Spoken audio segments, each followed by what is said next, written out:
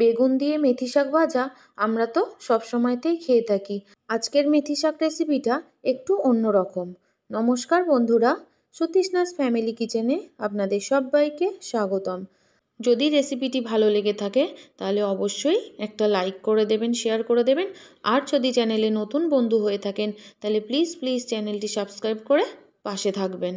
তাহলে চলুন বন্ধুরা, শুরু করা যাক আজকের নতুন ধরনের মেথি শাকের রেসিপি। তার জন্য আমি এখানে নিয়ে নিয়েছি মেথি শাক। দেখুন, একদম টাটকা তাজা মেথি শাকগুলো।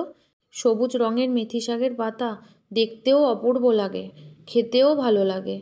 আপনারা কারা কারা মেথি শাক খেতে পছন্দ করেন অবশ্যই কমেন্ট করে জানাবেন। আর যারা বেশি পছন্দ করেন না তারা একবার এইভাবে বানাবেন, আশা করি আপনাদের খুব ভালো লাগবে।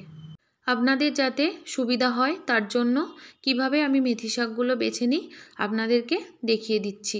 আমি একটু কচি কচি ডগের দিকগুলো নিয়ে নিচ্ছি, যতটা পর্যন্ত নরম ততটা পর্যন্ত।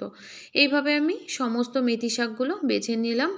সমস্ত মেথি শাকগুলো খুব সুন্দরভাবে বেছে নিয়েছি। এর সাথে আমি আরও নিয়েছি একটা বড় সাইজের বেগুন, মোটামুটি 300 থেকে 350 গ্রাম, নিয়ে নিয়েছি দুটো আলু, আর নিয়ে নিয়েছি 200 গ্রামের মতো শিম। দেখুন, মেথি শাকগুলো ভালো করে ধুয়ে নিয়ে ঠিক এইভাবে কেটে নিয়েছি। বেশি ঝিরিঝিরিও করিনি, আবার খুব একটা বেশি বড় বড়ও রাখিনি। দেখুন, কেটে নিয়েছি ডুমডুম করে আলু, বেগুন আর ঝিরিঝিরি করে শিমগুলো একটু ঝিরিঝিরি করেই কেটে নিতে হবে। ঠিক যেভাবে আমি কেটেছি আপনারাও পারলে এইভাবে কেটে নেবেন। নিয়ে নিয়েছি দুটো কাঁচা লঙ্কা।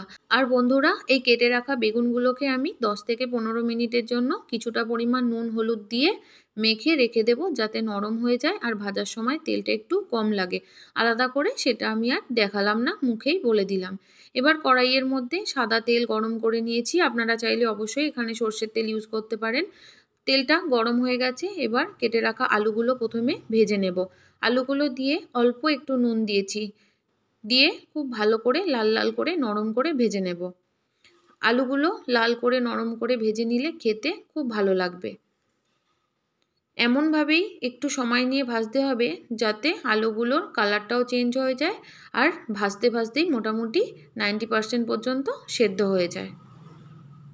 এবার ভালো করে ভেজে নেওয়া হয়ে গেলে আলুগুলো আমি তেল থেকে ছেঁকে তুলে নেব। বন্ধুরা, আপনারা তো আপনাদের মতো করে অবশ্যই মেথি শাক বানান। একবারটি এইভাবে বানাবেন, খুব ভালো লাগবে। যারা পছন্দ করেন না তারাও পছন্দ করবেন। এবার ওই তেলের মধ্যেই দিয়ে দেব আগে থেকে নুন হলুদ মেখে রাখা বেগুন। আর বন্ধুরা, এই বেগুনটা 15 মিনিটের মতো মেখে রাখার জন্য বেগুন থেকে কিন্তু অনেকটা জল বেরিয়েছিল, সেই জলটা আমি ফেলে দিয়েছি। তারপর বেগুনগুলো আমি তেলের মধ্যে দিয়ে দিয়েছি। বেগুনের মধ্যেও কিন্তু অল্প পরিমাণেই নুন দিয়েছিলাম। এবার বেগুনগুলোকেও কিন্তু একদম লাল লাল করে আর নরম করে ভেজে নেব। শুধু বেগুন দিয়ে মেথি শাক তো আমরা সবসময়তেই খেয়ে থাকি, কিন্তু শিম, বেগুন, আলু দিয়ে মেথি শাক কে কে রান্না করে খেয়েছেন অবশ্যই কিন্তু কমেন্ট করে জানাতে ভুলবেন না বন্ধুরা। এবার বেগুনগুলো ভেজে নেওয়া হয়ে গেছে, বেগুনগুলোকেও ছেঁকে তুলে নেব। দেখুন, তেলটা একদম কমে গেছে, কিন্তু আমি এই তেলের মধ্যেই শাকটা রান্না করব। যদি আপনাদের মনে হয় আর একটু তেল দেওয়ার দরকার আছে তাহলে আপনারা একটু দিয়ে নেবেন। এবার তেলের মধ্যে আমি ফোড়ন দিয়ে দিয়েছি দুটো শুকনো লঙ্কা আর অল্প পরিমাণ সর্ষে। একটু ফোড়ন করে নেব ভালো করে ফোড়ন করা হয়ে গেলে এবার এর মধ্যে দিয়ে দেব ঝিরিঝিরি করে কেটে রাখা শিম।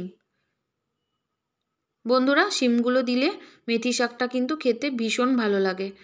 শিমটা কিন্তু বেশি ভাজবো না, 3 থেকে 4 মিনিট মিডিয়াম আঁচে ভেজে নেব। দেখুন, 3 থেকে 4 মিনিট ভেজে নেওয়া হয়ে গেছে। এবার একটু নাড়াচাড়া করে নিয়ে দিয়ে দেব আগে থেকে কেটে রাখা মেথি শাক। বন্ধুরা, মেথি শাকের গন্ধটা কিন্তু একদম আলাদাই রকমের, তাই না? ভীষণ সুন্দর।